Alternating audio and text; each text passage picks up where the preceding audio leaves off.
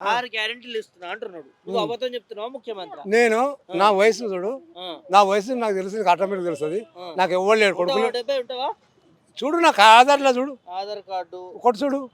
48 నా లెక్క చేయి. 50 వేసుకున్నా 50 ప్లస్ నేను 70 ఏళ్ళ చిల్లర ఉన్నది. ఒక్క నిమిషం ఆగుతావా? నేను ఎవరు మన కొండనాగరెడ్డి చిన్న ఉన్నప్పుడు అందరూ చూసుకుంటూ వస్తున్నాను రాజకీయం. నాకు ఎవరి అంత డోక కొడుకులు ఉన్నారు కానీ మన దగ్గర ఎవరు చేయరు. ఎట్లుంది రేవంత్ రెడ్డి పాలన ఎట్లుంది? వేస్ట్. మా ఆట వచ్చిన చాలా మంది చచ్చిపోతారు. టక్కలు రయ్యి చిన్న పోరలు బస్సు గుద్దుకొని అది గుద్దుకొని చాలా మంది చచ్చిపోతారు. ఎందుకు ముఖ్యమంత్రికి ఏం సంబంధం? అరే రోడ్డు చేయాలయ్యా. మనం వచ్చి రోడ్డు మీద ఉన్న మనం వచ్చి వారు గుద్దినాక మనం ఏం చేస్తాం? తప్పు వాళ్ళదే అసలు. అందరి తప్పే ఉన్నదా?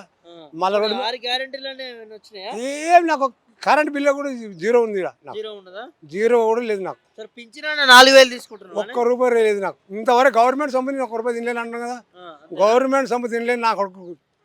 ఏ గవర్నమెంట్ సంపద వచ్చినా కానీ నాకు 1 రూపాయి కూడా నేను ఏ కాదు. రైతు బంధు కూడా నాకు ఏది లేదు నాయన. నా కొడుకు చచ్చిపోయాడు, నా భార్యగా ఒక చచ్చిపోయిన పిల్ల ఆయన బిడ్డలు ఉన్నారు. నేను కూరగాయలు అమ్ముకుంటే రోడ్డు మీద అది కూడా తీసి మా బతుకు బస్ స్టాండ్ అయింది. కూలి చేసుకుంటే బతుకు లేకపోతే లేదు. అంతే మా బతుకు. అంతే.